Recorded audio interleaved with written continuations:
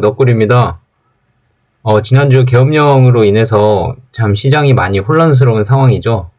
모두들 잘 버티고 계신지 모르겠습니다. 저는 계엄령을 통해서 이 불확실성이 한층 더 높아진 상황에서 이거를 어떻게 하면 멘탈 관리나 아니면 어떻게 하면 이용을 할 수 있을까 좀 요즘에 곰곰이 생각을 해보고 있는데요. 물론 장기적으로 봤을 땐 좋은 기회가 될 수가 있다는 건 분명한 사실 같고요. 단기적으로 봤을 때는 조금 불확실성이 많아진 상황 아닌가 하는 생각도 들더라고요.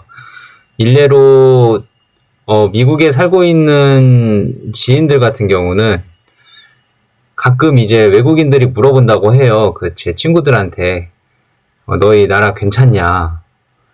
이거 위험한 상황 아니냐라고 물어보기까지 한다는데, 외국에서 보는 시각은 그런 것 같아요. 그러니까 우리나라에서 자본이 빠져나가는 이유가 분명해 보이죠. 그런 시각들로 보고 있으니까요. 하지만 현재 우리나라 상황은 전혀 계엄령이 해제가 다 되었고 이제 추가적인 계엄령이 없다고 대통령께서 발표를 한 상황이라서 불확실성이 얼마나 더 갈지 모르겠지만 아직 많이 불확실한 상황입니다. 외국인들은 자본을 많이 빠져나가게 하고 있고요. 본인들 돈 못 찾을까봐 이제 다 빠져나가는 거죠. 근데 결국은 그런 일이 안 일어날 거라는 걸 저희는 누구보다 잘 알고 있기 때문에 일부 시장에서는 저와 같은 생각을 가진 사람들이 많을 것 같고요. 그래서 코스피나 코스닥이 하락을 하더라도 어느 정도 일정하게 하락을 하면 저가 매수가 충분히 들어올 수 있는 상황이 아닐까 싶습니다. 근데 저에게 중요한 거는 시장의 분위기도 중요하지만 한올바이오 파마의 수급이 얼마나 들어오냐가 중요하죠. 사실 단기적으로 단타를 치시는 분들이야 지금 단타 치기가 쉽지 않을 겁니다. 많이 하락을 했을 거고요. 일부 오르는 종목들이 있긴 하지만 그 종목들만 골라서 찾아가기에는 너무 시장의 흐름이 빠르고 대응하기가 쉽지 않으실 겁니다.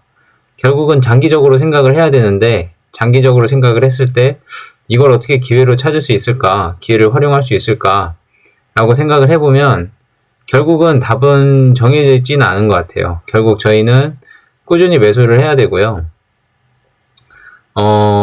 제가 한올바이오 파마를 커버를 하고 있지만 열심히 하고는 있지만 불확실성이 생긴 이 시장에서 이 시장을 이길 만한 모멘텀이 나올 수 있을까, 한올이. 그거 모든 어떤 모멘텀이든 지금 시장에서 나오면은 매도 사유가 되지 매수 사유가 되지는 않을 겁니다.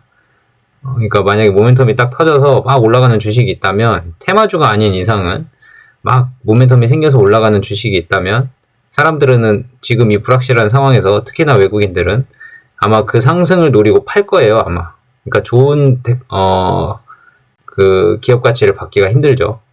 결국은 이 불확실성이 좀 해소가 돼야 되는데 상당히 시간이 걸릴 것 같아요. 하지만 우리는 내년 3월 좋은 결과를 기대를 하고 있고, 또 꾸준히 임상 질병이 확장이 돼가고 있는 단계에, 그리고 내년부터는 꾸준히 임상 결과가 발표가 될 거라는 모멘텀이 많이 남아있기 때문에 지금 현재 가격은 미스터마켓이 조금 싸게 호가를 제시하고 있는 거 아닌가라는 생각을 조금씩 하게 됩니다. 이건 다분히 개인적인 제 생각이고요. 투자자 여러분들께서는 각자 나름대로 공부하시고 기업가치 밸류도 한번 체크를 해보시고 한올이 만들고 있는 신약에 대한 가치가 얼마나 높을지 본인들이 스스로 체크를 하신 다음에 매수를 결정을 하셔야 됩니다. 저는 누누이 말하지만 여러분들의 돈을 책임져 드리지 못합니다. 저와 같이 공부를 하는 거지 제가 여러분들 돈 책임져 드리겠다는 건 아니에요. 무책임한 말씀으로 들릴 수도 있겠지만 모든 애널리스트 분들이나 모든 증권사, 모든 투자자분들이 다 마찬가지입니다.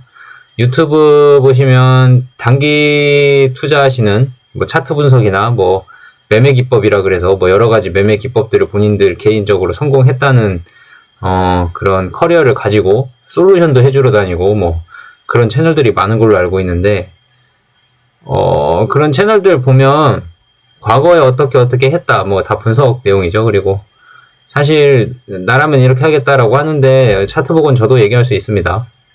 하지만 그거는 본인들의 판단으로 해야죠. 그 유튜브만 믿고 하기에는 너무 제 돈이 아깝잖아요. 그리고 저랑 대화도 한 번도 해본 적 없는 사람을 어떻게 믿고 화면에서 촬영한 것만 믿고 어떻게 따르겠어요, 그죠? 물론 그분들이 이 영상을 보면 참 모르는 소리다. 네가 한국장에서 주식 투자할 때 장기 투자하는 게 얼마나 도움이 안 되는지, 단기 투자만 해야 돈을 버는 이 시장인데 미국 시장이야 장기 투자가 맞다. 한국에서 장기 투자를 어떻게 하냐. 단타가 맞다. 넌 바보다라고 말씀하시는 분들도 있을 수 있어요. 하지만 투자 철학이라는 거는 어딜 가나 빛을 발하기 나름입니다. 단기 투자분들도 단기 투자에 대한 철학이 있으신 분들은 그래도 성공 확률이 높아요. 근데 철학이 없이 뭐 매매 기법만 따르고 하다 보면 계좌가 소위 말해서 박살나는 건 순식간입니다. 특히 이런 불확실성이 높은 장에서는 말이죠. 그러니까 유의하시고, 오늘은 뭘 제가 들고 왔냐면 이렇게 주식 가격이 많이 떨어지면 투자자분들은 어떻게 생각하시냐면 이거 리스크 때문에 떨어진 거 맞아? 하늘바이오파마 무슨 이슈 있는 거 아니야? 되게 불안해 하시는 분들이 많을 것 같아서, 하늘바이오파마 이슈는 전혀 지금 아직 없고 임상 잘 진행되고 있고요. 그 근거가 지금 로이반트라는 회사가 있죠. 하늘바이오파마가 로이반트에 기술 수출을 했고, 그 기술 수입을 한 로이반트는 이뮤노반트라는 자회사를 만들어서 하늘바이오파마 약물을 임상을 진행을 하고 있는데, 그 모회사 로이반트, 하늘바이오파마가 기술을 수출을 한 회사 로이반트에서 지난 12월 2일에 발표한 발표 자료가 있어요. 근데 이게 보면 뭐 특별하게 다른 건 없고요. 일단 12월 달에 발표를 했다는 것 자체가 본인들의 임상이 잘 진행되고 있다라는 거에 대한 반증입니다. 그러니까 우리나라 주식시장에서 하늘바이오파마가 가격이 흔들린다고 해서 너무 걱정 안 하셔도 될 것 같습니다. 뭐 많이는 안 보셔도 될 것 같고, 간략하게만 보시면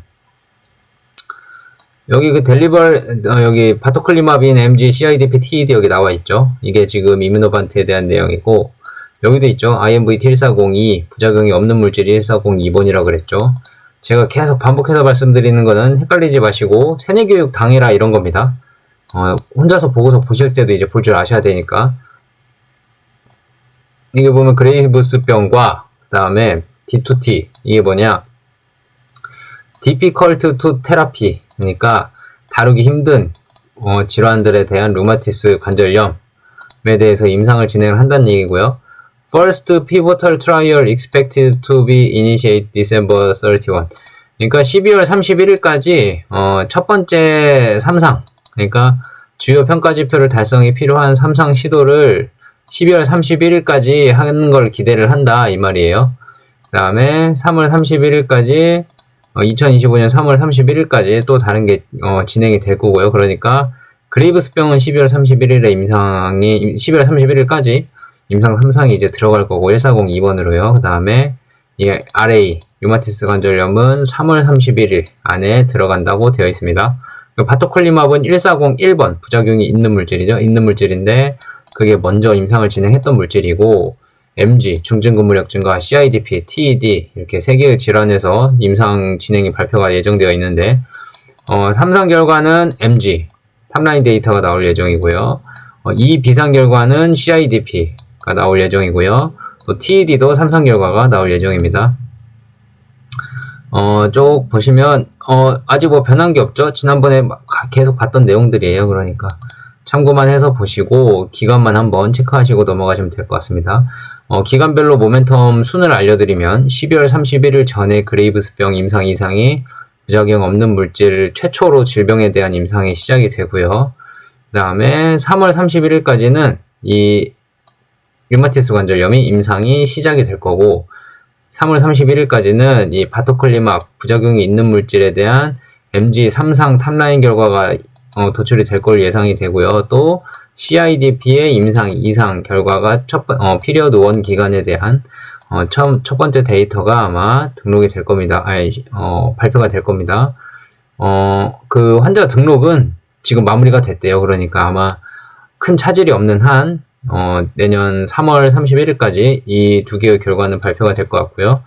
페이스 3 TED는 내년 하반기, 25년 하반기로 밀렸죠. 그래서 이거는 조금 지켜봐야 될 것 같습니다. 여기 말고 다른 데도 많아요. 뭐 브레포시티닙도 있고요. 뭐 되게 여러 가지 물질들이 있는데 지금 이뮤노반트가 거의 메인급이 되는 것 같아요. 점점 오로이반트 안에서는요. 여기 보시면 이뮤노반트가 대부분을 차지하고 있죠. 여기까지가 다 이뮤노반트인데, 그레이브스병 있고요. D2T 류마티스 관절염 있고요. MG 있고요. CIDP 있고요. 그 다음에 5번째 약물이 하나 더 있는데 이건 아직 공개가 안 됐어요. 그러니까 이게 지금 언제 공개가 될지 모르겠습니다. 그러니까 140 2번 물질로는 이렇게 4개는 지금 임상에 들어가는 게 확정이 된 것 같네요. 확정이 됐고, 그 다음에 5가지 물질은 어떤 게 될지 지금 공개가 안 됐으니까 나중에 아마 공개가 되지 않을까 싶은데, 추측상 쇼그렌 증후군이지 않을까라는 생각을 좀 해보게 됩니다.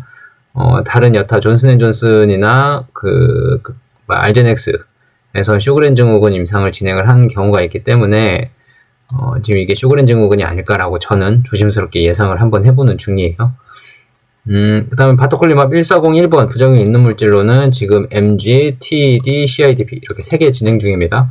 그러니까 지금 이뮤노반트가 지금 이 순서가 보시면 아시다시피 임상진행 순서가 아니에요. 임상진행 순서는 바토클리맙이 제일 빠르거든요. 근데 이거를 뒤에 놓고 1402번을 왜 앞에 놨냐? 부작용이 없는 물질이기 때문에 얘를 주력으로 갈 겁니다. 이제.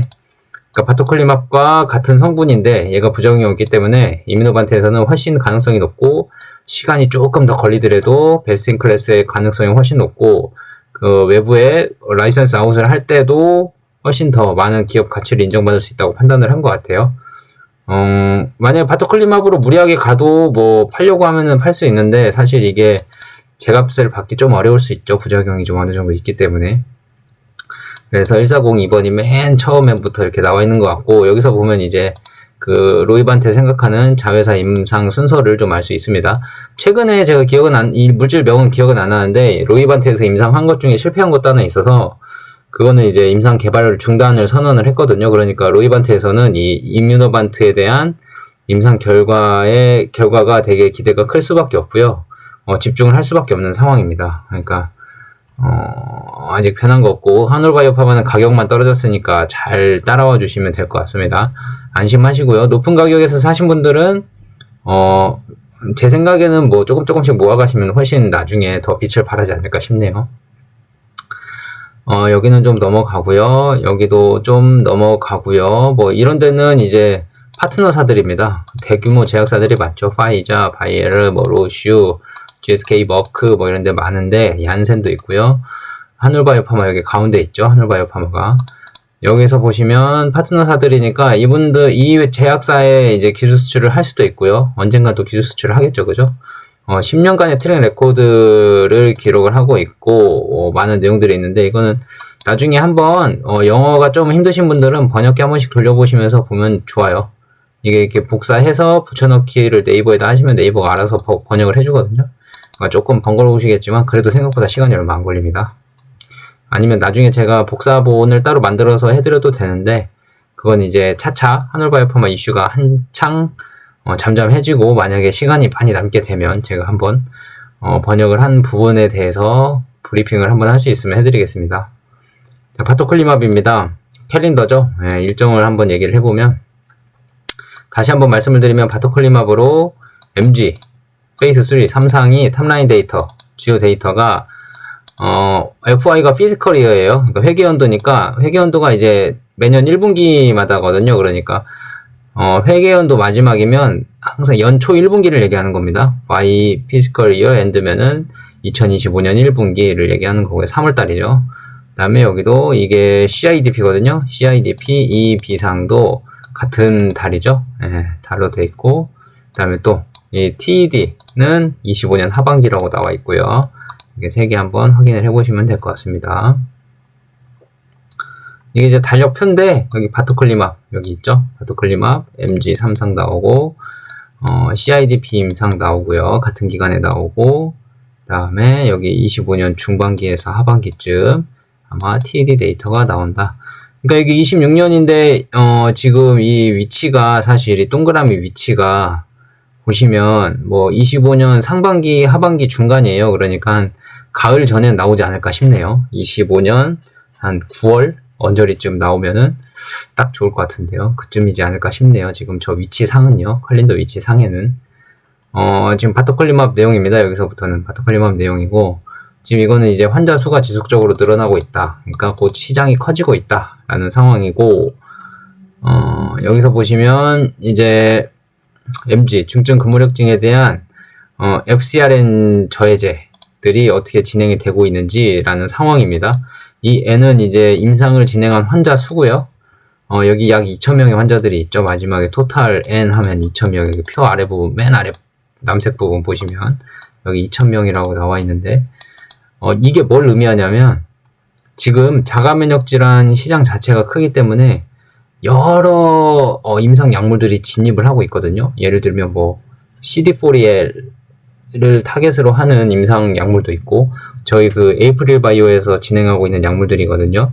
CD4L을 타겟해서 진행하는 약물들도 있고, 뭐 카티 수용체도 뭐 암뿐만이 아니라 자가면역 질환으로 활용을 할 수도 있다, 뭐 이런 얘기도 나오는데, 이 N2,000명, 지금 이 표에서 말하는 이 N1300, 뭐 700 해서 2,000명이라는 얘기는 뭐냐면, FcRn의 기전이 그만큼 많은 숫자, 임상 숫자로 그 기전에 대한 그 이론적 명확도라고 할까요?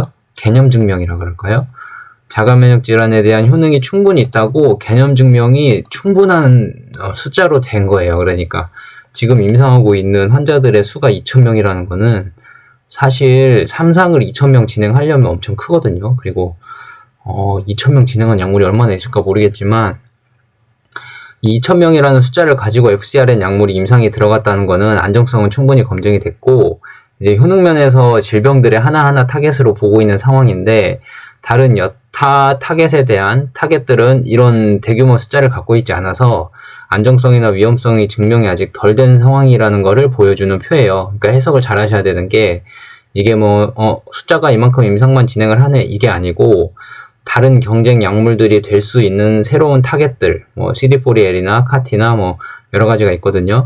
그런 약물들은 아직 숫자가 임상 이상이면 뭐 20명, 30명 뭐 이 정도이기 때문에, 그 정도와 2,000명은 100배 차이죠. 100배, 그죠? 그런 약물들이 20명, 30명의 뭐 효과가 있을지는 모르겠지만, 있을지언정 3상에 만약에 진입을 해서 안정성이나 대규모 임상 진입을 해도 모든 환자들에게 효과가 있을지를 증명을 할 때는 망가질 수도 있다는 얘기예요. 그러니까 증명이 안 됐다는 얘기죠. 뭐 성공을 할 수도 있지만, 그러니까 안정적으로 지금 FcRn 타겟으로는 임상이 잘 진행되고 환자 수도 많고 타겟 수도 늘어나고 있다라는 거를 보여주고 있는 게 이 표입니다. 그러니까 뭐 숫자의 의미를 갖고 있지는 않지만, 저 2000이라는 숫자는 참 의미가 큰 숫자죠. 저 N 하나하나 뭐 110, 167, 24, 200 뭐 이런 거는 안 보셔도 되고, 사실 이 토탈이 중요해요. 토탈. 22개의 토탈 임상 2상이든 3상이든 진행을 하고 있고요. 그 다음에 토탈 인디케이션이 지금 9개입니다. 9개. 여기 왼쪽 맨 아래 보시면 토탈 인디케이션이 9개, 그러니까 적응증이 9개까지 늘어나고 있다는 뜻이에요. 그러니까 적응증은 계속 늘어나고 있는 거죠. 앞으로도 더 늘어날 거고, 그러니까 이 질병에 대한 확장성이 있다는 거죠. 시장이 점점 커진다는 얘기입니다. FcRn 치료제가. 이 표도 되게 중요한 게 뭐냐면, 이 TNF 알파나 TNF 계열의 그 항체 약물들이 있거든요. 자가면역 질환 약물들이 있는데, 이 TNF 알파를 타겟하는 약물들과 안티 FcRn을 타겟하는 약물들과 시장 규모 차이를 나타낸 거거든요. 이거 인디케이션 어프루먼트 인 디벨롭먼트면 이 적응증에 대한 승인이나 개발 현황을 지금 나타내고 있는 건데, 이거 보시면 2년 프리런치면 런치하고 나서 2년이 됐을 때 이게 TNF랑 안티 FcRn이거든요. 그러니까 지금 2개, 8개, TNF는 4개, 23개 그러잖아요. 그죠? 10년 포스트 런치면 7개, 뭐 TBD는 앞으로 더 늘어나겠다는 거예요. 그죠? 이게 점점 차이가 많이 나는 거는 FcRn의 활용도가 훨씬 더 높다는 얘기입니다. 그러니까 이게 IgG 감소량에 따라서 IgG가 많이 감소하면 이게 자가면역 질환에서 질병에 대한 효과가 더 좋은데, 이게 FcRn에서 효과가 훨씬 많이 좋다는 얘기고, 오른쪽 표도 보시면 이 세일즈, 이 시장 규모를 보는 거거든요. 이 TNF에 대한 이 규모를 아마 따라갈 거예요. 그러니까 TNF가 지금 20년, 나온 지 20년 됐을 때 35, 이게 단위가 지금 빌리언이네요. 35빌리언이니까 350억 달러. 그러면 우리나라 돈으로 한 40조에서 50조 되거든요. 이 정도 시장을 가지고 있는데 FCR에는 아마 더 커지지 않겠나 이 예상을 하는 겁니다. 그러니까 어느 정도 사이즈인지 아셨죠? FCRN 치료제가. 그러니까 장기적으로 보시면 많은 도움 되실 거예요. TNF 치료제 중에 제일 좀 유명한 게 제가 알기로는 휴미라인데, 휴미라가 지금 많이 팔렸잖아요. 그죠? 전 세계 의약품 매출 1등을 할 때도 있었고, 질병이 지금 9개인가까지 늘어난 걸로 저도 알고는 있는데, FCR에는 더 늘어나고 날 거라는 거예요. 지금 이게 자가면역 질환에 대해서. 그러니까 엄청나게 폭발적으로 성장하고 있는 시장이다라고 생각을 하셔도 될 것 같습니다. 그러니까 이런 자료를 보신 분들과 안 보신 분들의 차이는 어마어마하겠죠. 심리적으로 하늘바이오파마의 펀더멘트를 잡고 가시는 것 자체가요.